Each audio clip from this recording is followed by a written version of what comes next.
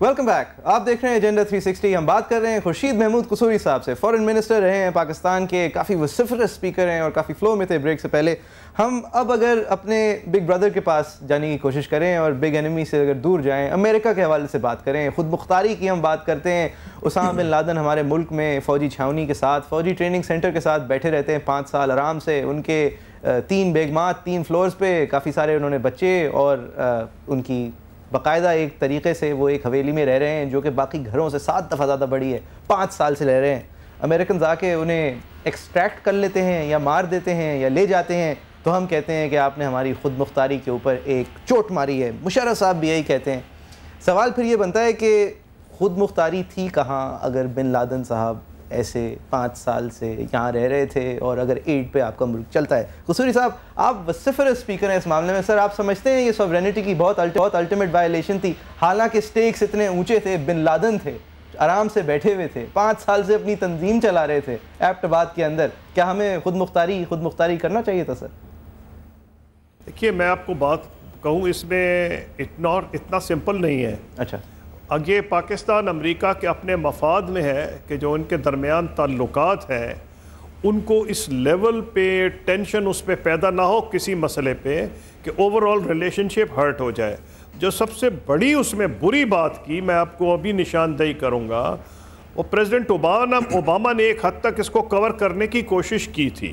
انہوں نے جو اپنی سپیچ تھی اس میں بڑی سوچ سمجھ کے یہ کہا کہ پاکستان ہم سے کوآپریشن کرتا رہا ہے کئی سال کئی ایشوز کے اوپر, اور اس کی مدد سے ہم نے بہت سے القاعدہ کے ٹیررسٹ پکڑے ہیں.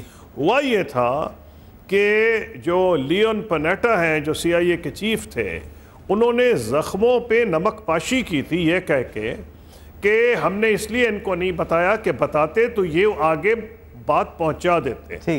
یہ انہوں نے بہت غلطی کی تھی, ان ڈپلومیٹک بات تھی, اور اتنی غلط بات تھی کہ 24 گھنٹے کے اندر وڈرا کرنا پڑا وائٹ ہاؤس کو, اور ان کے سٹیٹمنٹ انہوں نے کہا کہ آپریشنل نیسیسٹی تھی. جی قصوری صاحب, معذرت سر آپ کی بات کاٹ رہا ہوں. انہوں نے یہ کہا شاید اس لیے کہ ہماری ISI اور CIA ان کی پہلی بات تو ان سے آپ ڈپلومیٹک کریکٹنس نہیں جان سکتے. ایک خفیہ ٹیررسٹ ادارہ اسٹیٹ سینکشن جو CIA کا کام ہے ایسے علاقوں میں, یا پھر ان کے مفاد پروٹیکٹ کرنا ان کا کام ہے, آپ ان سے کریکٹنس تو نہیں سمجھ سکتے, ایکسپیکٹ کر سکتے.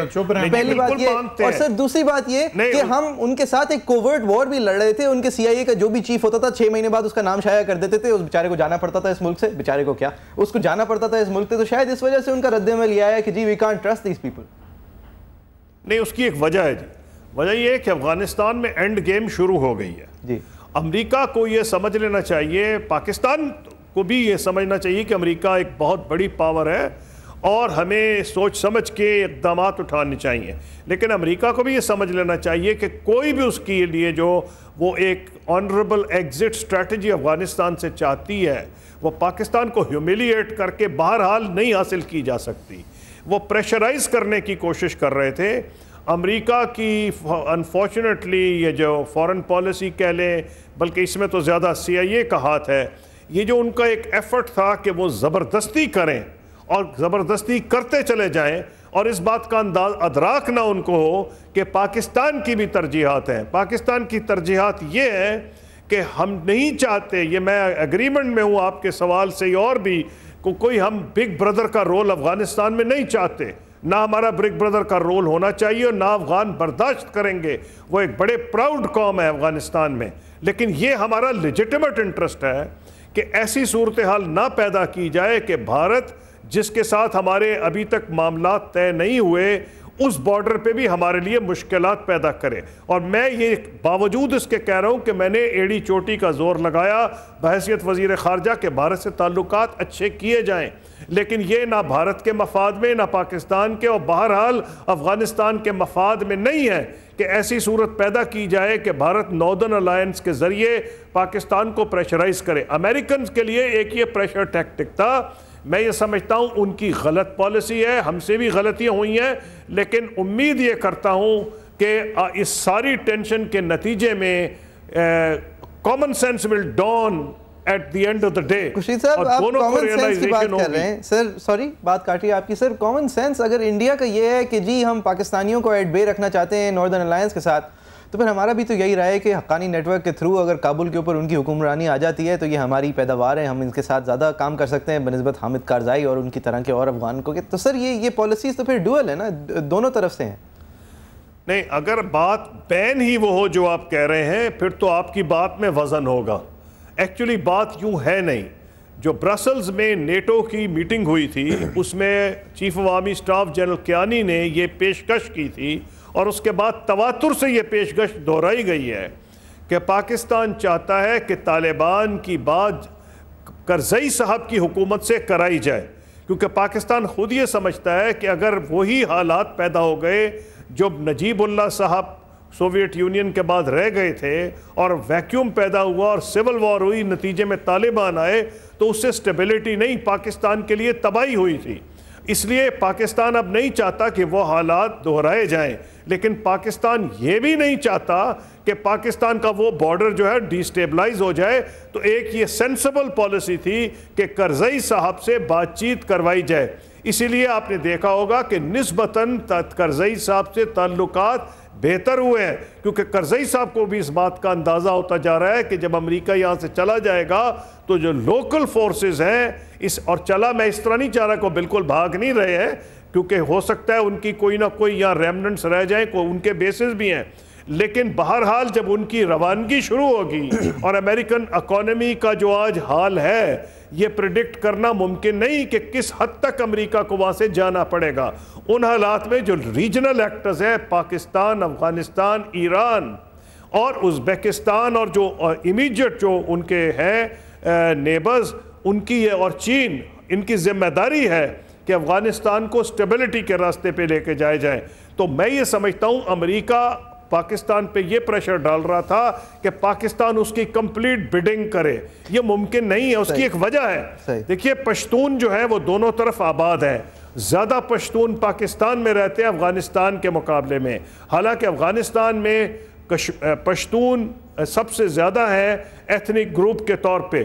اس لیے کوئی ایسی سیٹلمنٹ جس میں وہاں کے پشتون ناراض ہوں وہ پاکستان میں بھی ڈی سٹیبلائزیشن پیدا کرے گی, کیونکہ پاکستان کے پشتون بہرحال اس کو ایکسیپٹ نہیں کریں گے. اس لیے یہ جو جنرل کیانی کا سجیشن تھا یہ مناسب سجیشن تھا, اور میرا خیال ہے بالآخر امریکہ کو یہ ماننا پڑے گا کہ پاکستان کا رول کلیدی ہونا چاہیے. یہ نہیں کہ خود وہ طالبان سے بات کر رہا ہے چھپ کے جرمنی میں, یہ باتیں بچکانا ہے, اس سے بات حل نہیں ہوگی. صحیح, یہ اگر چھپ کے بات کر رہے ہیں قصوری صاحب تو معذرت کے ساتھ ہم نے بھی بہت کام چھپ کے کیے ہیں, لیکن خیر آپ فارن منسٹر اگر آج ہوتے ہیں قصوری صاحب اور آپ کے سامنے ایک ایسا ملٹری سیل ہوتا کہ جو شاید سپلنٹر سیلز کے اندر اپنے لو لیول ملیٹنٹس کے ساتھ باتیں کرتا ہے, دوسری طرف ایسے روگ جنرلز ہوتے جنہوں نے کسی زمانے میں ISI کے سربراہ تھے اور آج بھی وہ روابط رکھتے ہیں جو کہ ایک الگ ڈائیلاگ کا پیسج رکھتے ہیں طالبان کے ساتھ یا وہاں پہ ملک دشمن عناصر کے ساتھ. پھر ایسے سیاستدان ہوتے ہیں جنہوں نے طالبان کو انڈوکٹرینیٹ کر کے بھیجا ہوگا اور آج بھی کہتے ہیں کہ جی یہ ہمارے دوست ہیں, ان سے آپ ہمارے مذاکرات کرائیں.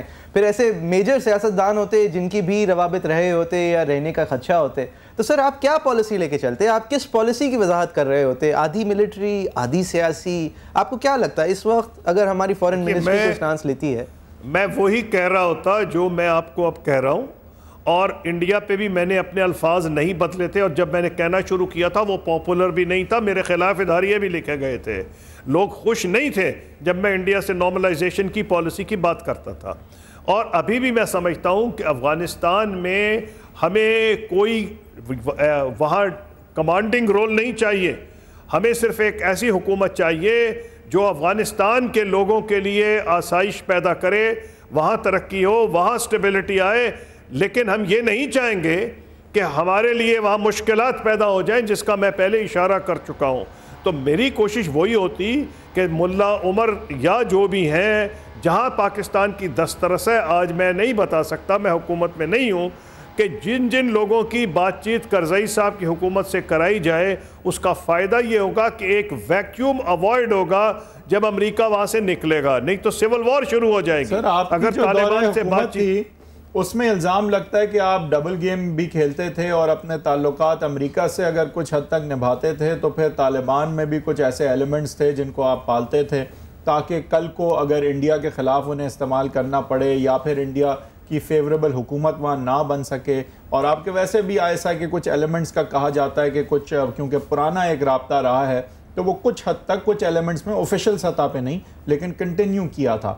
اس وقت امریکہ کو جس طرح معیز آلریڈی بتا چکا ہے ایک بگ بردر کی طرح تو ہم دیکھتے تھے، آج تو لگتا ہے باپ کا درجہ مل گیا امریکہ کو. تو یہ آپ کس طرح دیکھ رہے ہیں کہ یہ پالیسی آپ کے زمانے سے آج طالبان اور امریکہ کے حوالے سے کس طرح مقابلہ آپ کریں گے اپنی حکومت کی فورن پالیسی کا اور آج کی حکومت کی فورن پالیسی؟ جی ہاں، thank you for asking that question.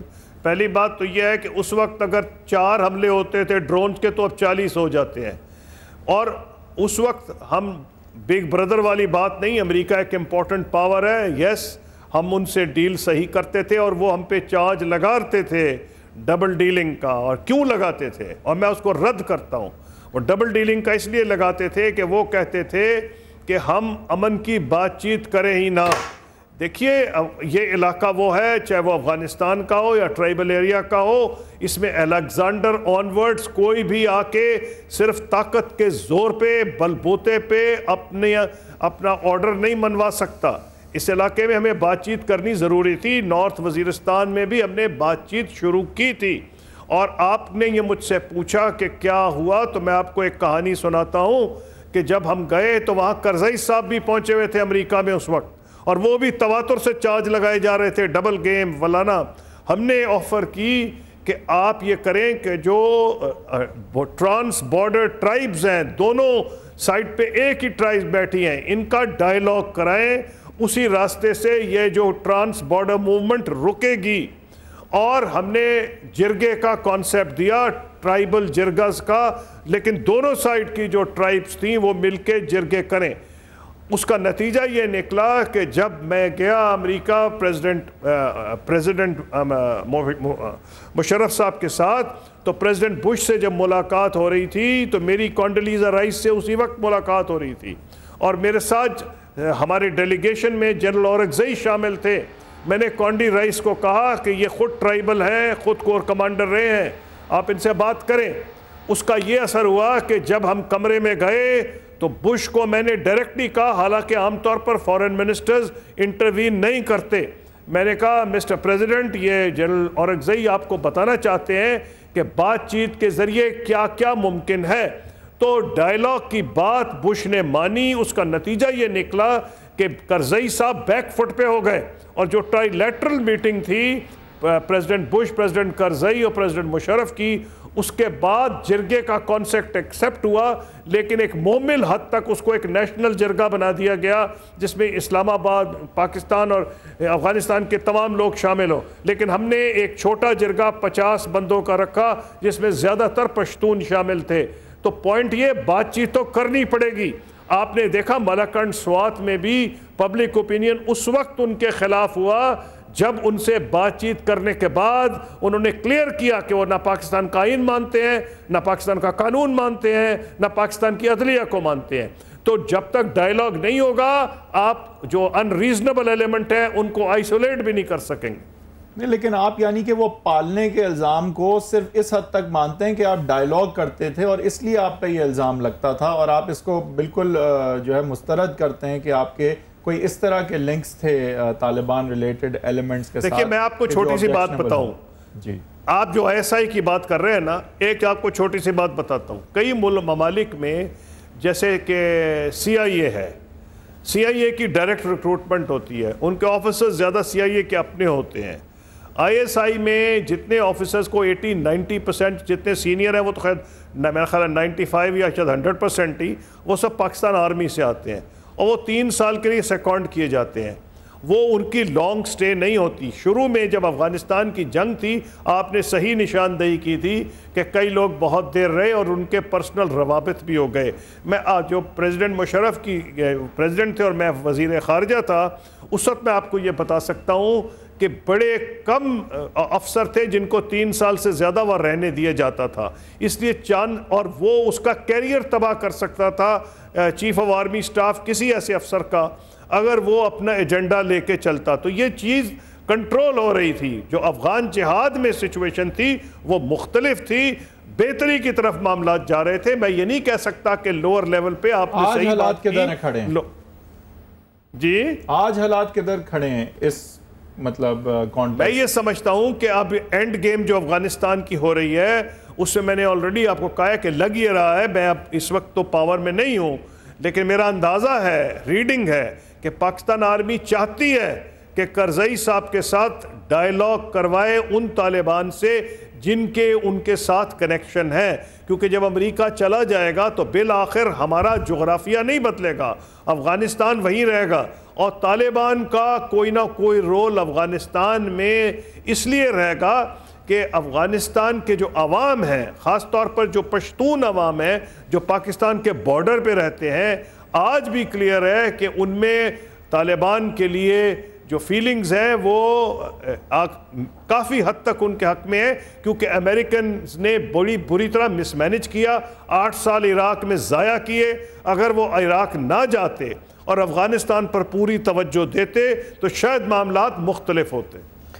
سر اگر پاکستان کی policy with Afghanistan in the future کی اگر ہم بات کریں تو سر میں نے ISI کے حوالہ اس لیے نہیں دیا تھا کہ جو ہمارے فوجی تھے وہ ایوال ہو کے خود کام کرنے پہ چل گئے تھے۔ سر اگر آپ انٹیلیجنس خفیہ معلومات کو جمع کرنے کا کام کرتے ہیں تو پھر آپ کے پاس کسی بھی ایٹ اینی گیون ٹائم آپ کے پاس اپنے ادارے سے زیادہ معلومات کسی اسپیسیفک چیز کی ہوتی ہے، پھر آپ اس کو آگے جا کے استعمال کر سکتے ہیں، یا آپ اگر سمپل ایک سپلنٹر سیل آپریشن بھی چلا سکتے ہیں۔ اس وجہ سے حوالہ تھا ISI کا۔ سر اگر ہماری ISI کے اندر ISI چھوڑ دیں، اگر ہمارے پاکستان کے ایسے بہت سارے پاکستانی ہیں چاہے وہ جس بھی ادارے میں ہوں جنہوں نے اپنا ایک ایجنڈا اور اپنے روابط، ہمارے بہت سارے ایسے صحافی ہیں جن کو اگر جو کافی آسانی کے ساتھ اسامہ بن لادن سے انٹرویو کر سکتے تھے، آخری زمانے میں نہیں اگر تو کم از کم اس سے پہلے جب وہ بات چھپنے سے پہلے، ایسے بہت سارے آج بھی صحافی ہیں جن کے پاس ایسے عجیب و غریب کانٹیکٹس ہیں جو شاید پاکستان حکومت کے پاس نہ ہو، جن کو وہ سورسز کہہ کے سامنے لے آتی ہے۔ سر پاکستان کا اینڈ گیم، یہ جو آپ افغانستان کا اینڈ گیم کہہ رہے ہیں، اس کے اندر پاکستان کی ریاست کی جو مفاد ہیں وہ پاکستانی عوام یا پاکستانی عوام کے ایک بیشتر حصے کے مفاد کی طرح ہیں سر، یا پھر خلاف ہیں؟ دیکھیے آپ نے اچھی نشاندہی کی ہے، اور یہ اسی سچویشن کو، اسی لیے ڈپلومیسی میں کوئی بلیک اینڈ وائٹ نہیں ہوتا، شیڈز آف گرے ہوتے ہیں۔ آپ نے کہا جتنے بھی طبقات ہیں، چاہے صحافی ہوں، سیاستدان ہوں، فوجی ہوں، کچھ بھی ہوں، کیونکہ ایک کلوز کانٹیکٹ رہا ہے ان کا طالبان کے ساتھ، تو ان کی کنیکشنز ابھی بھی ہیں، یہ ایک فطری بات ہے، اور یہ ایک چیز کو کمپلیکیٹ ضرور کرتی ہے۔ لیکن پاکستان آرمی جو ہے ایک آرگنائزڈ فورس ہے، ڈسپلنڈ فورس ہے، باوجود ان مشکلات کے جن کی آپ نے صحیح نشاندہی کی، میں یہ سمجھتا ہوں جیسے کہ ہم نے ہندوستان سے تعلقات میں دیکھا تھا کہ اگر ایفرٹ کی جائے، ڈائیلاگ کیا جائے، ڈیٹیلز میں بات کی جائے اور تمام مین سٹیٹ ایکٹرز ایک پیج پہ آ جائیں تو معاملات حل کیے جا سکتے ہیں۔ پاکستان آرمی کو اس بات کا اندازہ ہے۔ آپ کی بات کا میں یوں جواب دوں گا کہ ہم ایک گلوبلائزڈ ورلڈ میں رہ رہے ہیں، آئسولیشن میں نہیں رہ سکتے۔ اگر اس قسم کی باتیں کی جائیں جیسے کہ آپ کے سوالات میں مضمر ہیں تو پاکستان آئسولیٹ ہو جائے گا، اور آئسولیشن میں پاکستان کی فوج بھی جو ہے وہ نہیں چاہے گی، کیونکہ فوج کو بھی نقصان ہوگا اور پاکستان کو بھی نقصان ہوگا۔ تو سر یہ مد نظر رکھتے ہوئے پھر آپ اگر پریڈکٹ کریں اس وقت کہ اینڈ گیم ہوگا کیا؟ آپ کہہ رہے ہیں اینڈ گیم شروع ہو گیا، کیانی صاحب یہ سجیشن ضرور دے رہے ہیں، but if you had to predict 1.5-2 سال کے بعد ہم کہاں کھڑے ہوں گے جو اس قسم کے سوئسائڈ بامبنگز یہاں ہوتی ہیں؟ عام آدمی تو ویور تو یہ جاننا چاہے گا کہ کیا اس طرح کے بدترین حالات لا اینڈ آرڈر اور ٹیررزم کے ہوں گے یا واقعی معاملات بہتری کی طرف جائیں گے؟ دیکھیے جی، میں آپ کو ایک سمپل بات آپ اور میں چاہیں یا نہ چاہیں کہ طالبان کی حکومت افغانستان میں آئے یا نہ، آپ کی میری ترجیحات اس میں امٹیریل ہے۔ مسئلہ یہ ہے کہ افغانستان کے عوام، خصوصاً پشتون، کیونکہ پشتون ہمارے بارڈر پہ رہتے ہیں، وہ کیا چاہتے ہیں۔ اس لیے یہ تو بات کلیئر ہے کہ آپ کی میری پسند سے نہیں، وہاں کیا اپنا رواج، وہ کچھ نہ کچھ اس کی ضرور عکاسی ہوگی اگر اس علاقے میں امن آنا ہے، نہیں تو امن نہیں آئے گا۔ اگر وہاں امن نہیں آئے گا تو ہمارے لیے بھی مصیبت رہے گی۔ اگر آپ مجھ سے پوچھتے ہیں تو میری دعا ہے کہ اگلے 1.5-2 سال کے اندر یہ جو ڈائیلاگ جس کا میں ذکر کر رہا ہوں یہ شروع ہو، اور امریکہ کو اس بات کا اندازہ ہو جائے کہ وہ بھی اس کے بغیر کوئی حل نہیں ڈھونڈ سکتا، اور جرمنی میں خفیہ ملاقات سے کوئی چیز نہیں ہوگی، پاکستان کو آن بورڈ لینا پڑے گا، اور پاکستان بھی یہ ریئلائز کر لے کہ وہ آج آئسولیشن افورڈ نہیں کر سکتا۔ خصوصی صاحب مجھے ایک بات بتائیے گا سر, میں یہ سوال پوچھنا چاہ رہا تھا اور میرے خیال سے you are the best person to ask. جب آپ ایک ایڈ انڈیٹڈ اسٹیٹ ہوتے ہیں اور ایڈ پہ چلتے ہیں اور آپ پوری دنیا میں گھوم کے ایڈ لیتے ہیں, معاہدے کرتے ہیں, سر وہ جو آئی ایم ایف کے ساتھ اگر نہیں تو ورلڈ بینک اور یہ جو coalition support fund type forums ہیں, اس کے اندر صرف فائنانس منسٹری سے پوچھا جاتا ہے یا فارن منسٹر کی بھی رائے لی جاتی ہے؟ نہیں جی, فارن منسٹر کو بھی بڑی مشکلات کا سامنا کرنا پڑتا ہے. آپ نے صحیح بات کی, میں ایک خوش قسمت فارن منسٹر تھا, اسی لیے میں اتنے زور سے بات بھی کر لیتا تھا. ہمارے دور میں اکانومی گروتھ تواتر سے کر رہی تھی. ایک سال تو 8.6% جی ڈی پی گروتھ ہوا, second in the world next to China جس کا 9.2 تھا. آئی ایم ایف سے ہم نکل چکے تھے. آپ کا سوال بالکل صحیح ہے, اگر اکنامکلی آپ ڈیپینڈنٹ ہوں گے تو آپ کی یہ بالکل آپ الوؤں کی جنت میں رہ رہے ہیں اگر آپ یہ سمجھتے ہیں کہ آپ انڈیپینڈنٹ فارن پالیسی اختیار کر سکتے ہیں. ہمیں کچھ ایڈوانٹیجز ہو گئے تھے اور I consider myself a lucky foreign minister.